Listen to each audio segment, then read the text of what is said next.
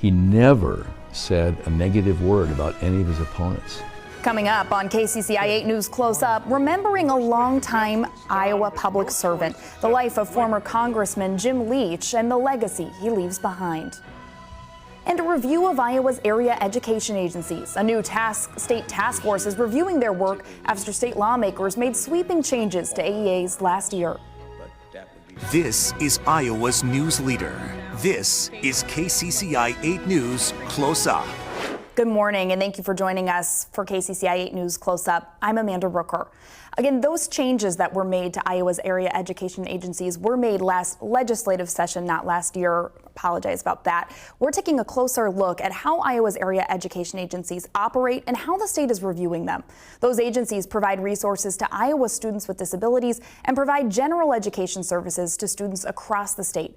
Last legislative session, a new state law was passed that made major changes to the AEA's funding structure. The law shifted 60% of AEA funding for media and educational services to school districts. The districts can decide to buy services from an AEA, get similar services elsewhere, or spend the money on something different. Next year, school districts will have full control over all the funding for media and education services. The law will also then shift 10% of special education funding to districts. They can use that how they decide to, leaving 90% with AEAs. The law also shifted oversight of AEAs to the Department of Education and required a new state task force meet and review how the AEAs are working before making recommendations to state lawmakers. That committee met for the first time last week. It included parents, teachers, and school administrators from large and small districts. For more than 5 hours, that committee debated what services AEAs should provide, how the new state law is impacting services and students, and whether they should slow the law's implementation. But in a 6-4 vote, the panel decided not to recommend any changes to current law. Instead, they asked for more information on what services school districts need, current staffing levels at AEAs, and how next year's funding changes will impact AEAs and the students they serve. There is a lot to unpack there, so I am joined now by Thomas Mays, who's the General Counsel for the Iowa Department of Education. Thank you for joining us. Good morning. Well, that was a long meeting. There was a lot of conversation around AEAs, the services they provide. Overall, I'm curious, what was your main takeaways from that meeting? My main takeaway was how committed every member of the committee, the task force, was to keeping the focus on outcomes for students.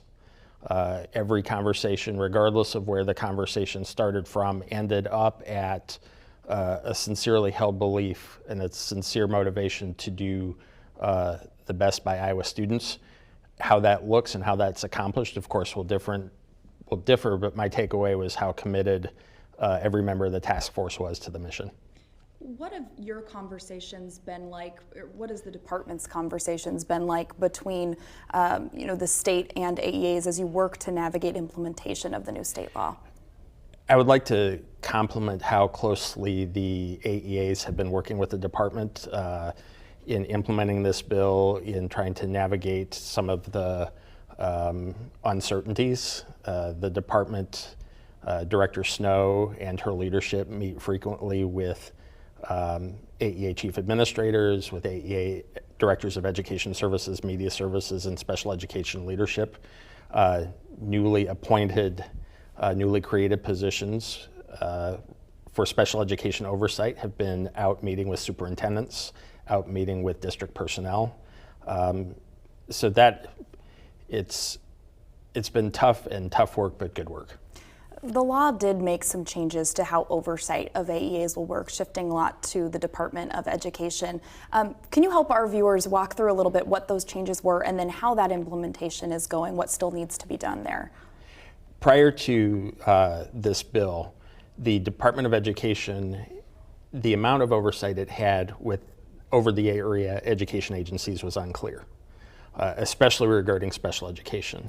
The prior law provided that special education general supervision was sort of a mixed responsibility between the AEA system and the Department of Education. That led to a lot of unclarity, like who was making the final call, who would determine whether something was in or out of compliance.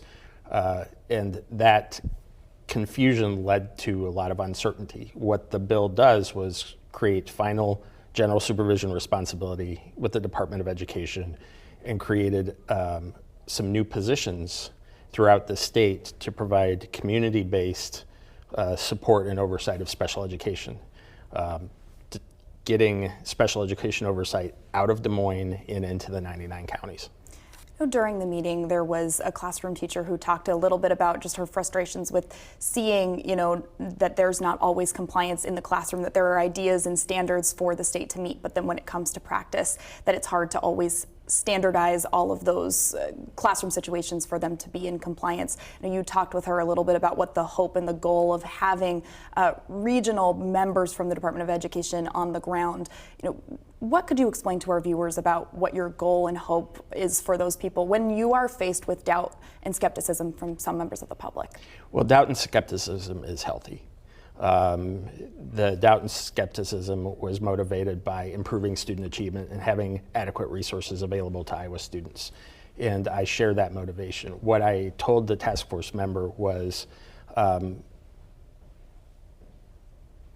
trust that additional support. It's hard to do general supervision over 99 counties and 325 school districts and 9 AEAs from a building in Des Moines. We have the Department of Education through this bill has pushed that oversight and coaching and support and mentoring out into the field. And the department expects that this teacher and others will see greater results and greater support and greater assistance from the department. As I mentioned earlier, the law shifts some of the funding around media and education services that went into effect, at the start of the school year. Some districts were able to spend that money, elsewhere or spend it with the AEAs. Has the Department of Education been tracking how each school district has decided to spend those flow-through dollars? Not at a specific grain size, Okay. Not at a specific unit of purchase, but there will be accounting and reporting structures to capture how that money was spent, but not necessarily at a per textbook item or per day of staff development. But the department's finance team will continue to provide coaching and support to districts and AEAs about how to appropriately use and account for that money. And does part of that help set up what the preparation will look like when it is 100% next school year? That's a conversation that the department is continuing to have with the AEA chief administrators, including my good friend Cindy Yellick. And I think that is something that's continued to discuss. What will that look like next year when 100% of education and media services is with the districts? That's a conversation and a transition point that the department is engaging in conversations with the AEAs about. So as these funding shifts continue to take effect, how is the department ensuring that districts, have the services that they need? Part of this involves trusting districts to do the right thing for their local communities. One of the concerns expressed at the task force was the prior funding structure was opaque. The best check or the best catalyst to ensuring wise use of funds is to have that funding available locally. So we will continue to provide coaching and support to districts about how to best use this ed and media services, the funds that have now been opened up to them, how to use them wisely and how to match funding with need. Well, Thomas, I appreciate you making time and joining us this morning. Thanks for being here. Thanks for inviting me. Well, when Close Up returns, we will be talking with Cindy Yellick, representing the Heartland AEA. Stay with us.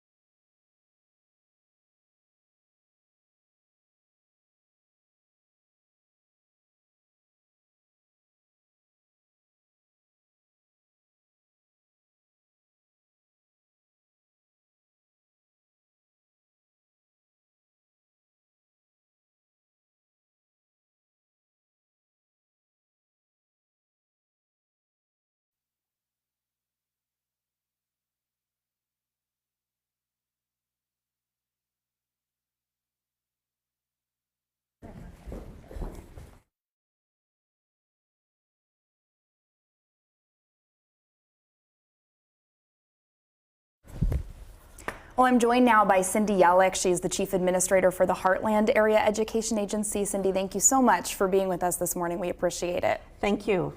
Well, we've been talking this morning about the first AEA Task Force Study Committee meeting. We talked to Thomas a little bit about that meeting. From your perspective, what were your main takeaways from that 5-hour-long, robust conversation? Right. I think the task force had a great opportunity to talk through many of the topics that were identified in House File 2612. And I think really reflected kind of conversations we've had that they really want some more data to figure out if they have recommendations they want to make in certain areas. So at the end of the day, they asked for a series of different data points and agreed to meet again before March to review some of that data and see if they have specific recommendations they'd like to make, in addition to the recommendation that they did make in past saying they would like data, and meet again then before March.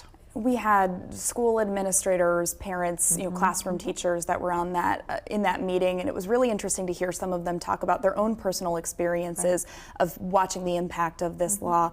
From your perspective, we're now about halfway into the school year. What impact have you seen from the implementation of House File 2612? Right. We certainly have seen a reduction in staff across the AEA system. That has resulted in services feeling a little different, both for schools and for families. People saying that maybe it's taking a little longer to get services. Our staff definitely have larger caseloads, so that's impacting their response rate. And I think though, as was reflected in the task force, we're really early on in the implementation. It's about 5 months into the school year. And so we just need more time for the system to sort of stabilize and then get services repositioned, but also for us to know the full impact. Obviously, the bill was written where it's kind of a two-part implementation. There was the part that was implemented for this year, and then there'll be a second wave of implementation starting July 1 of 2025. So that will be another time where we have to assess how are things going, and are we really positioning services for kids the way we want to. And part of that second phase of implementation will be that I believe 10% of special education funding that usually would go to the AEA will be school districts will be allowed to have full control over how to spend that. One of the questions that we heard about in that task force meeting was what monetary, in a monetary number, what does that 10% change mean for the AEAs? Right. So at Heartland AEA, that 10% is equivalent to about $5.2 million. At Great Prairie AEA, which serves the southeast part of the state, that monetary equivalent is about $1.1 million. Heartland is the largest AEA. Great Prairie is one of the smallest AEAs. So you see kind of the range of what that financial implication will be for AEAs. And what will the plan be in terms of thinking about that money? Because obviously some of that may come back to Heartland AEA if school districts choose to. But how do you think about what staff to retain or how to structure services when you may not know now what school districts are planning to do next year? Right. The AEAs have a very different role than local school districts do in the provision of special education. Local schools really are required to provide the instructional component, hire teachers, maybe paraprofessionals, provide transportation. AEAs provide what we call direct and related services, so speech language pathology, occupational therapy, physical therapy, those kinds of things. And we're also responsible for child find, which means identifying kids who would qualify for special education. So what we will do is base our staffing on minutes of services that are identified in a student's individual education plan to determine how many speech language pathologists we need or those direct service providers. And then we look at general education enrollment or a district's total enrollment to determine how we staff then for the child find responsibilities. So it will be a continued look and revision around that data and pulling those numbers to see then how you best staff and how you allocate staff across an AEA.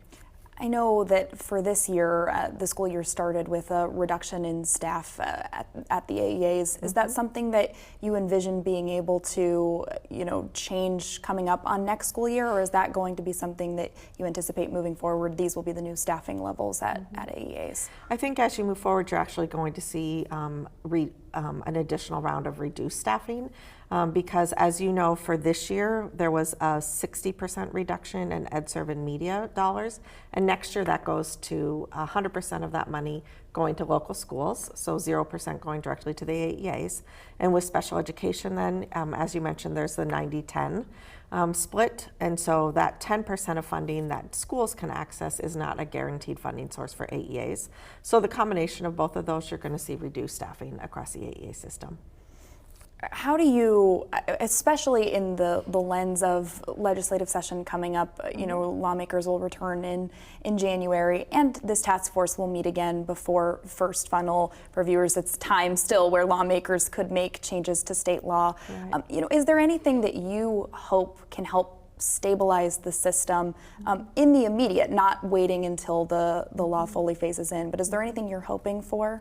You know, I think across the AEA system, we're just hoping for some stability so that we can continue with implementation, ensure high quality services for children, families, and teachers across the state. So I think in the short term, what we would say is we need time to implement, we need time to reflect on and gather data on how that implementation is going, and ensure that the state has positioned us to do the best we can for all students in our state. What are the conversations looking like with the Department of Education right now? You know, we really have settled into a nice collaboration with the Department of Education. We meet with them routinely and talk about different issues that are arising or things that we know with the bill needed definition, and we're working through those together. The Department of Education is working to establish their Division of Special Education, which you know from the bill was one of the things that they've been required to do. And so they've been working on that process. We've been collaborating with them to just try to get clarity, understand different responsibilities, and make sure that we're following the implementation of the law as it was intended. Well, Cindy Ellick, thank you so much for joining us this morning. We appreciate it. All right, thank you so much. One of Iowa's longest-serving congressmen has died. How Jim Leach is being remembered by a close friend as being understated, smart, and engaged.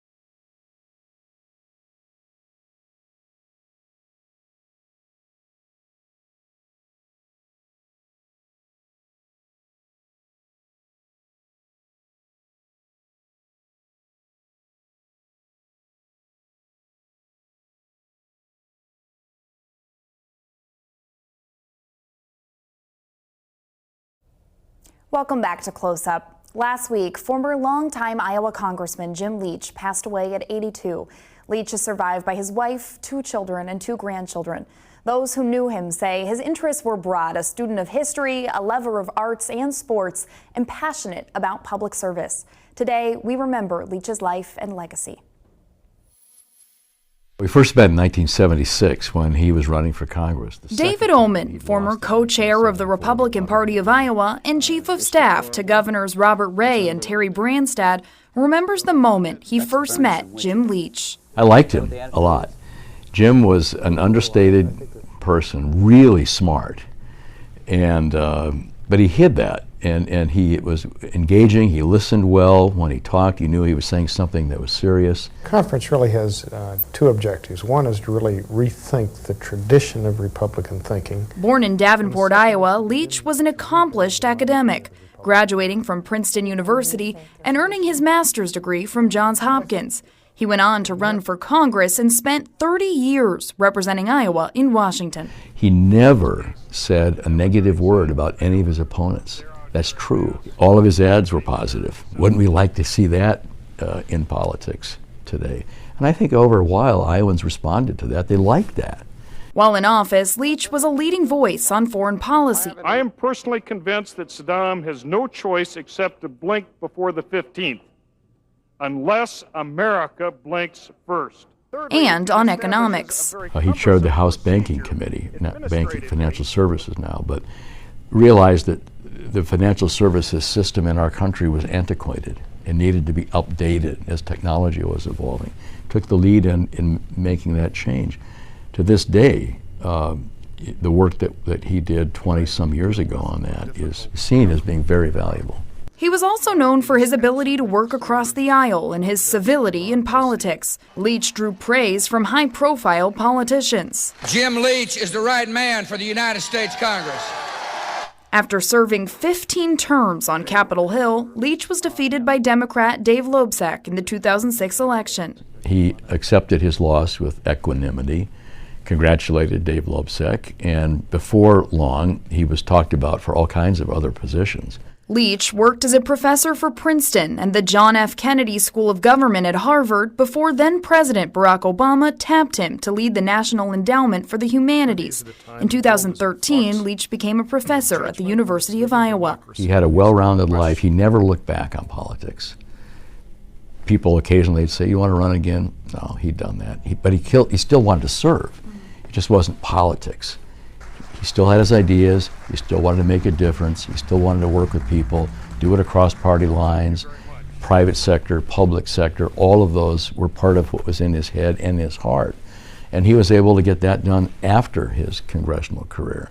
So looking back at that or his career arc, he made a difference. He was a good example, and he made Iowa proud. He'll be missed greatly by those of us who knew him. If we could all aspire to be a little more like him, we'd be a better place. Retired Senator Tom Harkin and his wife are honoring Leach, saying he was a friend and public servant. In a statement, Harkin says Leach was liked and admired by all who knew him. On X, Senator Chuck Grassley called Leach a friend, saying he's sad to hear of his passing. Grassley says Leach, quote, served the people of Iowa well.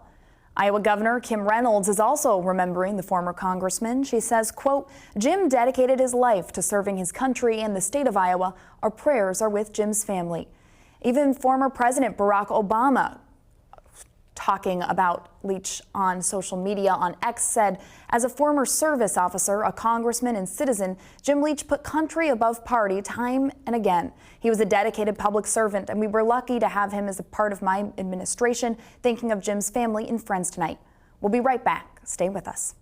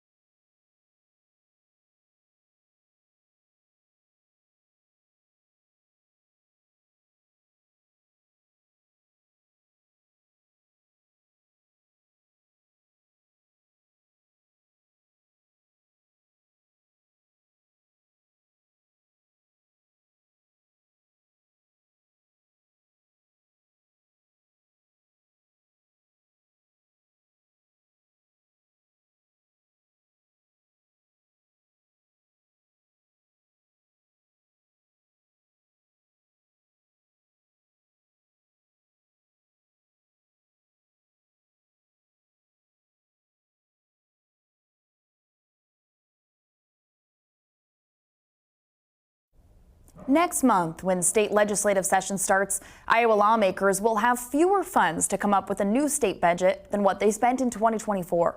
That's a result of Iowa's new flat tax rate. The December Revenue Estimating Committee wrapped up last week. The panel predicts that Iowa will take in more than $9 billion this fiscal year, which started July 1st. That means the state will have enough money to cover the $8.91 billion budget that lawmakers passed before the last session ended. Iowa revenue is expected to drop by $602 million in 2025 and drop an extra 4.7% to $428 million in 2026. In a statement, Governor Kim Reynolds said the projections are what she expected and that, quote, Iowa's conservative budgeting practices and commitment to shrinking the size and scope of government put our state in a strong financial position, just as the flat income tax rate of 3.8% takes effect next year.